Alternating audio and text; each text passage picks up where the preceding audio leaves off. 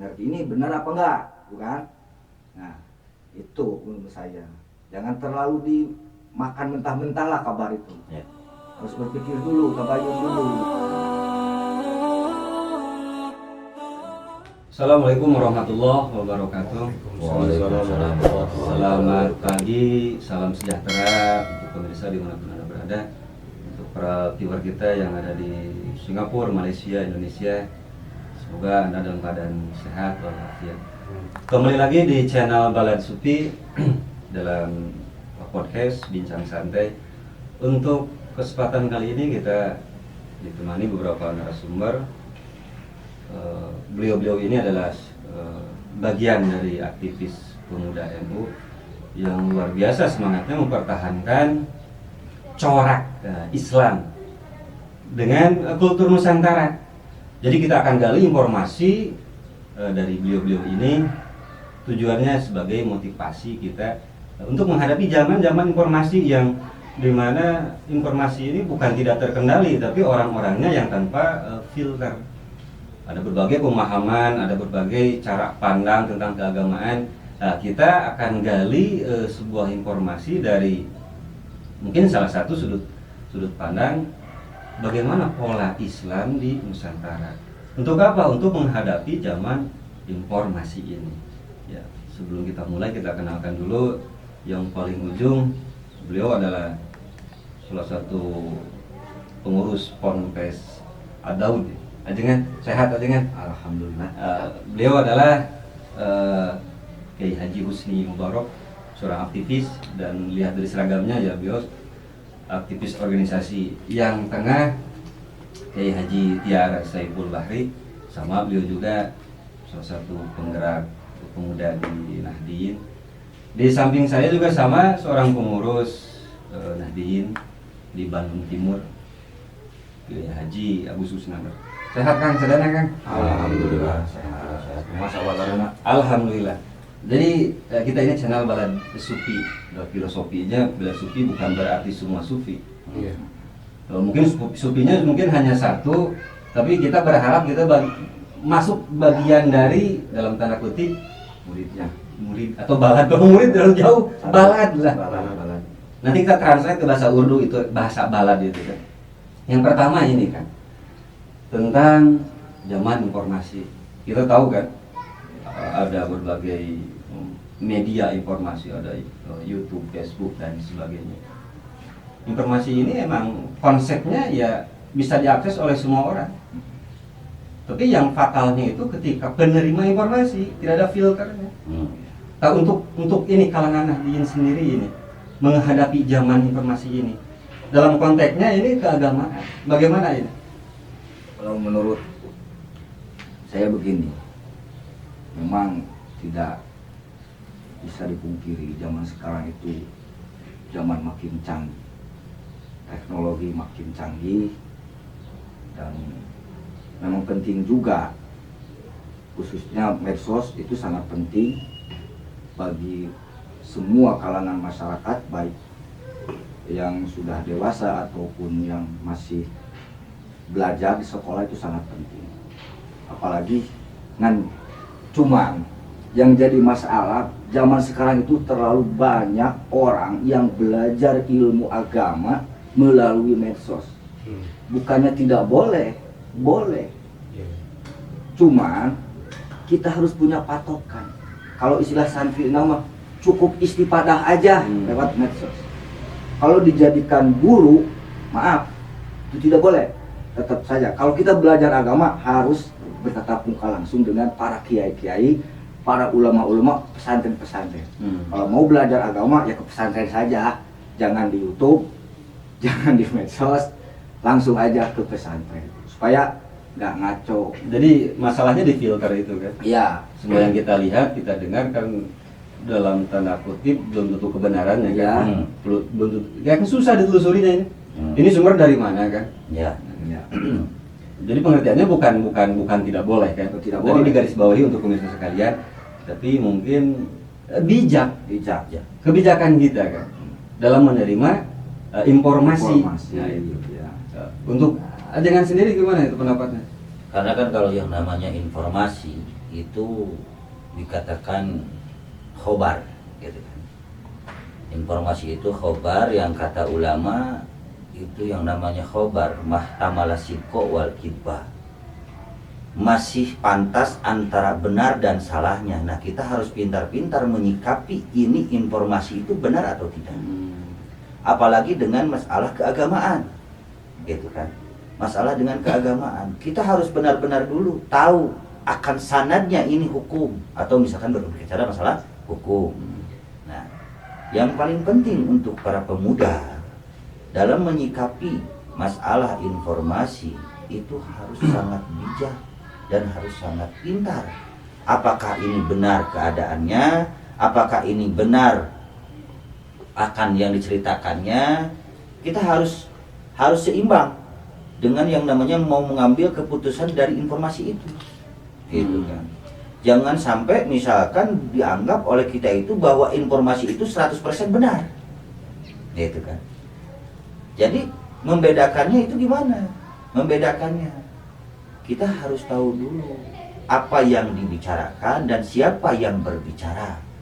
Maka kalau misalkan di metode ulama-ulama terdahulu, itu yang dilihat itu siapa yang berbicara, gitu kan. Bukan yang dibicarakannya, tetapi yang berbicaranya itu siapa, gitu. Yang berbicaranya itu siapa? Kalau misalkan orang yang benar-benar tidak ada kepentingan dalam segi hal apapun, tetapi ini cuma untuk menyampaikan ilmu dengan sebaik mungkin menyampaikan ilmunya, baru itu yang kita ambil. Maka kalau kata ulama-ulama dulu, yang penting sanadnya nyambung Rasulullah. Ya, sanad Dari segi keilmuan. Karena banyak sekarang orang-orang mempunyai ilmu, tetapi dia tidak mempunyai sanad. Yang namanya sanad itu wajib. Karena apa? Karena akan mempertanggungjawabkannya itu. Nah, sekarang sayangnya memang informasi itu penting. Terus media sosial itu penting. Tetapi kata ulama, yaitu Maulana Habib Lutfi bin Yahya, bahwa medsos itu mencos, katanya. Tajam. Kita harus hati-hati untuk menyikapinya.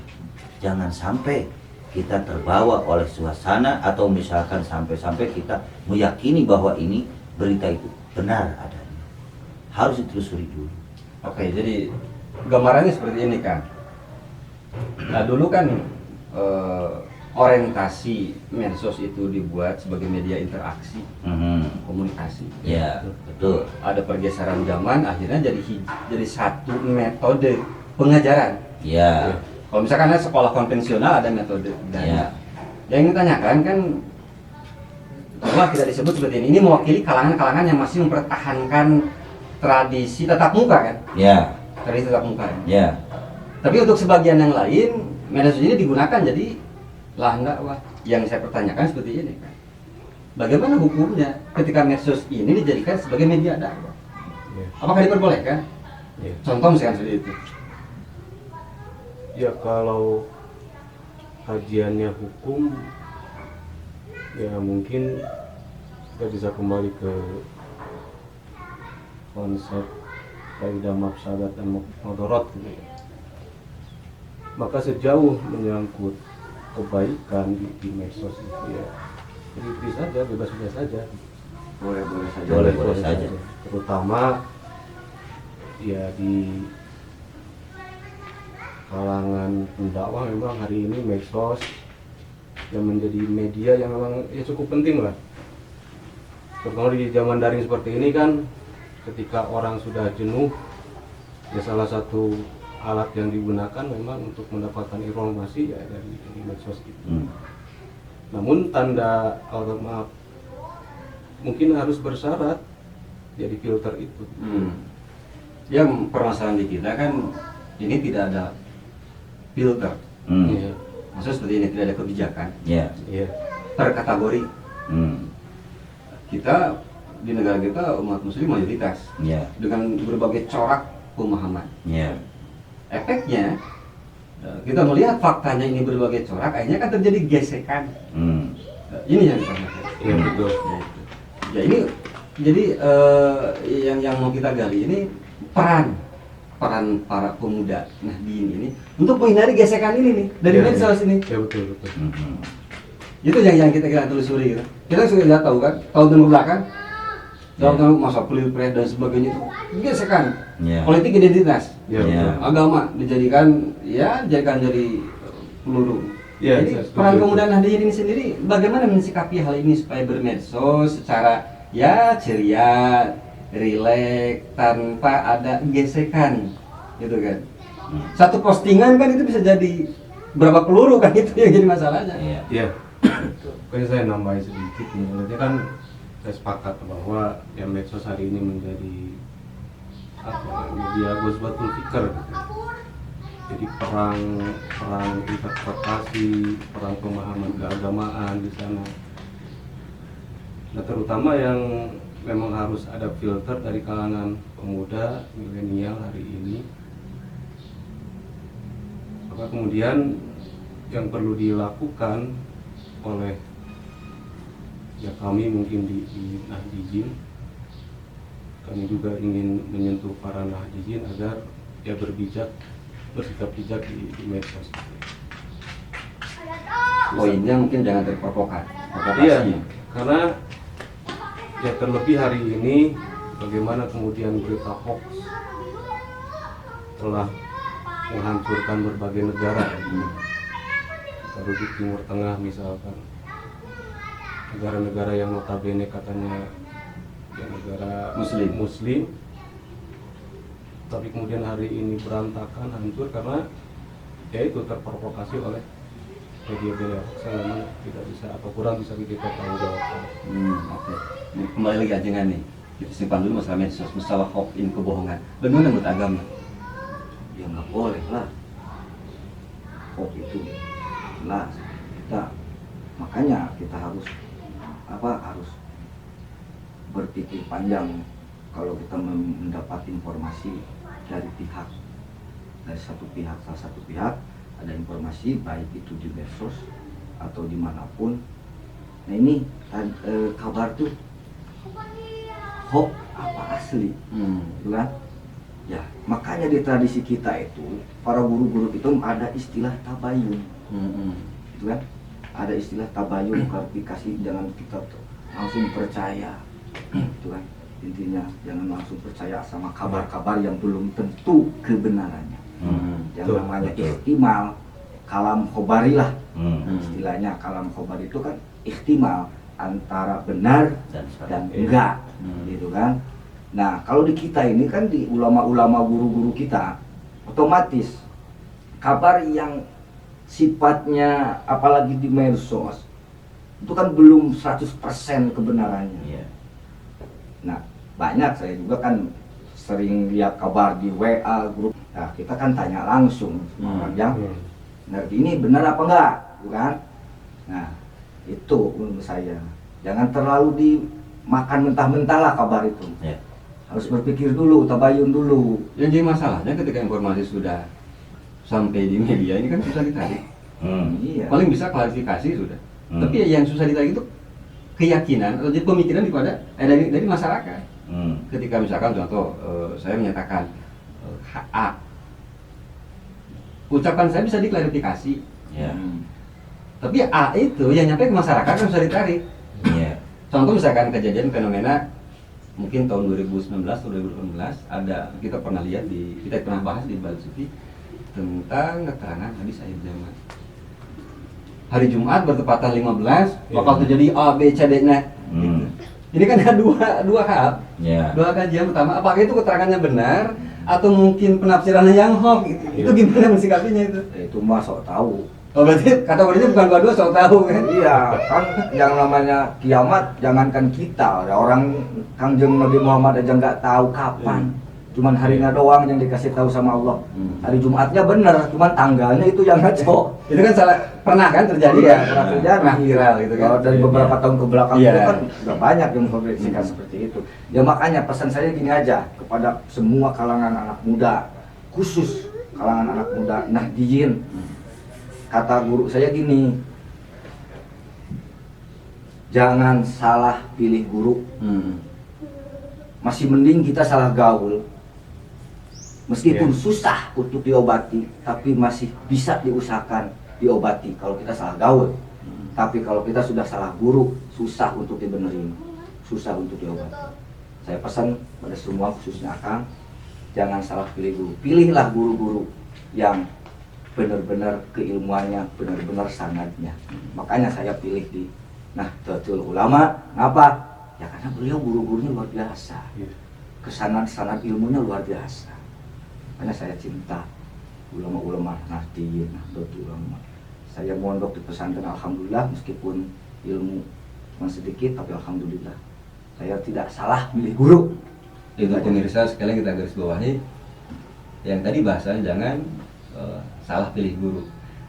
Anda masuk salah kamar mandi itu bisa ditolerir kan? Bisa ditolerir. Bisa ditolerir. Bisa. Tapi salah guru itu bahaya. Bahaya. Kalau salah guru bahaya. Kalau salah guru seperti halnya salah kamar. Salah kamu. Salah masuk kamar bahaya. Ya. Iya. Tapi kalau salah masuk toilet itu bonus. Kan? Bonus itu. Itu pemirsa. Ini jangan ditiru kan? Tiru. Kalau salah ya nggak apa-apa kan kita bisa. Bisa. Kalau kita salah gaul masih bisa diobatin. Kita gaul dengan orang-orang yang nggak benar, orang yang beranda. Orang yang beranda masih kita bawa, kita benerin, kita obatin menjadi tobat. Tapi kalau kita sudah salah guru, pemahaman kita sudah dicuci, otak kita sudah dicuci, sama pemahaman yang radikal, udah itu susah untuk diobati. Betul. Ya itu memang kecenderungan hari ini. Ya pertama betul, saya sangat ingin menarik gitu ya, ketika pemuda harus melakukan filter terhadap Jangan berguru kepada YouTube, gitu medsos, aja. ya. Terlebih Medsos. kalau kita misalkan ya sepakat dengan Mustafa Abdullah ini yang menyatakan subhanul yaum rijalul buat Ya, bahwa pemuda hari ini ya, pemimpin di masa yang akan datang. iya, Betul. betul. Ya, ini problemnya ya justru di situ. Maka saya ada yang menarik dari saya, Alman Faruqi, itu orang ulama Mesir, menyatakan bahwa ya kita sesungguhnya tidak butuh pada sejarah tentang kehidupan ulama, filosofi Yunani dan lain sebagainya gitu. Karena ya kita di Islam itu kan punya, yaitu hayatun Nabiyina wa habibina wa syabina wa maulana Muhammad sallallahu alaihi wasallam, yang hari ini seluruh ajarannya kita adopsi dan memang diwariskan oleh para ulama yang mungkin saya bukannya fanatik, ya hari ini memang dikembangkan oleh Nahdlatul Ulama. Maka di Nahdlatul Ulama, ya termasuk kami mungkin di Cicalengka ini akan terus menerus berharokah untuk ya berupaya menjaga agar para pemuda ini tadi tidak salah guru. Karena dalam kurikulum kami al-isnad minad din, bahwa sanad itu bagian dari agama. Berarti kalau misalnya kita cermati, media sosial ketika dijadikan satu kebaikan itu diperbolehkan. Boleh. Boleh. Itu online. Tapi dalam pengertian offline-nya, berarti harus ada pembinaan kan? Ya, Iya. pembinaan. Ya. Itu harus betul. Terus punya pembimbing lah, apalagi dalam. Tapi ada rencana ini untuk di kawasan Bandung Timur, pembinaan tentang bermedsos ini. Ada, insya Allah. Karena ya tadi hari ini medsos yang mungkin akan kita jadikan juga sebagai media dakwah Media kami dakwah. untuk menyebarkan ajaran-ajaran Islam yang rahmatan lil alamin sesuai dengan visi misi kami Ya. di MBCNU Cicalengka. Dan kami berharap ya para pemuda ikut bergabung dengan kami di Nahdlatul Ulama, karena Nahdlatul Ulama insya Allah banyak keberkahan. Terutama tadi kami di Nahdlatul Ulama itu ya belajar banyak hal, bukan sekedar belajar agama yang biasa, tapi belajar agama yang memang kita warisi dari para ulama kami yang telah jelas sanad keilmuannya. Karena bahayanya kan tadi salah pilih guru ya berbahaya. Dan saya ya tertarik justru ingin mengarahkan pemuda ini ya seperti ke hal ini, bagaimana belajar tarikat gitu. Dan itu sangat penting lah ketika hari ini kita mungkin kalau di doktrin dengan paham-paham keagamaan yang kaku dan bid'ahan, tentang dan sebagainya. Nah, justru yang alasan kenapa channel Belan Supi ini dibuat, Ya. kita bukan deklarasi berperang, bukan. Kita hanya ingin menunjukkan eksistensi kita yang disorot di Indonesia termasuk Iya. di medsos kajian-kajian pasti masalah TBC Iya. gitu kan, Iya. tentang tahayul gitu khurafat. Justru kita ingin bukan mengeksiskan masalah TBC, tapi kita ingin mengklarifikasi. Iya. Makanya di channel Darussufi ini kita bukan hanya podcast, tapi kita live streaming ziarah, Iya. maulid dan sebagainya gitu. Itu bagian mungkin metodologi dakwah kita. Masuk pemirsa, alhamdulillah untuk kondisi saat ini jadi ormas terbesar bukan hanya Indonesia Iya. di dunia, melahirkan berbagai tokoh-tokoh aulia-aulia Allah gitu. Nah, melihat perkembangan zaman ini ada ya segelintir orang yang bermain di medsos yang menghantam. Makanya dalam tema sekarang ini kita peran para pemuda ini Nusantara ini bagaimana mengimbanginya. Iya. Tadi oleh Ajengan tadi dipaparkan media sosial itu ya sebatas media sosial, tapi penggunanya yang salah. Masalah tentang sanad jadi dibicarakan, diutarakan, bukan masalah apa yang didengarnya, tapi yang diucapkannya mungkin seperti itu gitu. Oke, pemirsa, jadi ya tadi bukan kesimpulan kan, tadi hanya sebatas bincang santai permasalahan tentang medsos, terus peran para pemuda Nahdien ini dalam mensikapi, termasuk mungkin nanti ada solusi sebelum kita simpulkan. Jadi poinnya medsos, media sosial ya sebatas media interaksi, tapi kita bisa gunakan sesuai kaidah agama kan. Iya. Saya gunakan dalam syiar ya dakwah. Yang tadi yang jadi masalahnya bukan medsosnya tadi kan, pertama pembicaranya, sumbernya dan pendengarnya itu yang bermasalah. Iya. Nah, jadi untuk kalangan Nahdien sendiri termasuk para pemudanya kita ada mungkin disimpulkan dari sebuah solusi. Ini solusinya gimana kita ini? Mana ada? Nah, solusinya mungkin bijaklah dalam bermedsos. Jangan terlalu percaya dengan kabar-kabar yang belum tentu kebenarannya. Ketiga, mungkin ayolah kita belajar agama di pondok pesantren. Marilah kita belajar agama di guru-guru yang jelas keilmuan, sangat keilmuannya. Saya menghimbau ke seluruh masyarakat Indonesia umumnya, kalangan muda, masyarakat kota maupun pelosok, mohon kalau mau pesantrenkan anaknya, ya pilihlah pesantren-pesantren yang berkonsep rahmatan lil alamin. Estafet sejarah kan ya. Iya. Kita dimulai ini udah ya ini dalam tanda kutip maaf bukan barang baru kan. Iya. Ini barang lama kan. Iya. Jadi kesimpulan yang pertama dari kajian hari ini, ya kalau kita ingin mencari informasi tentang agama, alangkah baiknya langsung ke sumbernya. Ke sumbernya. Dalam pengertian pondokan itu. Pondok Iya. pesantren. Kajian sendiri gimana kesimpulannya? Ya memang sama lah. Seperti halnya yang barusan disimpulkan oleh Kiai, bahwa kita kalau misalkan dalam menyikapi masalah tentang masalah medsos dan sebagainya, kita harus pintar-pintar untuk menyikapinya dengan sampai dipegang 100% bahwa itu benar. Maka di pesantren-pesantren kami pernah mondok, yaitu pesantren-pesantren Nahdien Ahlussunnah wal Jamaah, yaitu diajarkan untuk yang namanya tabayun, itu yang pertama. Dan yang paling penting kita mencari guru untuk khususnya masyarakat, para pemuda di kota maupun di pelosok. Mencari guru itu harus benar-benar sanadnya nyambung ke Rasulullah. Karena banyak orang yang memahami agama, orang yang mengetahui tentang masalah agama, tetapi sanadnya tidak nyambung kepada baginda. Karena apa? Karena mereka yang tidak sanadnya nyambung kepada baginda Nabi, otomatis konsepnya pun juga beda dengan konsep Ahlussunnah wal Jamaah An-Nahdien. Itu sedikit-sedikit menyesatkan, sedikit-sedikit membid'ahkan. Itu dasarnya dari mana? Gitu. Tetapi kalau misalkan ulama-ulama terdahulu, yaitu yang sanadnya nyambung kepada baginda Nabi, yang notabene Ahlussunnah wal Jamaah An-Nahdiyah, itu tidak segampang itu untuk yang namanya membid'ahkan dan menyesatkan. Soalnya itu perkara hukum kan. Iya, nggak gampang, nggak gampang.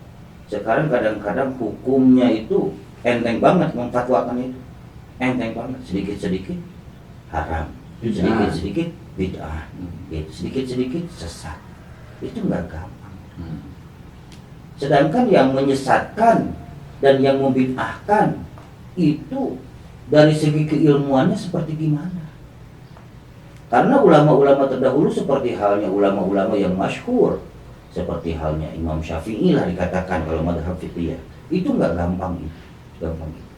Pasti dikaji dengan benar-benar untuk memfatwakan sesuatu fatwa yang difatwakan kepada masyarakat. Itu.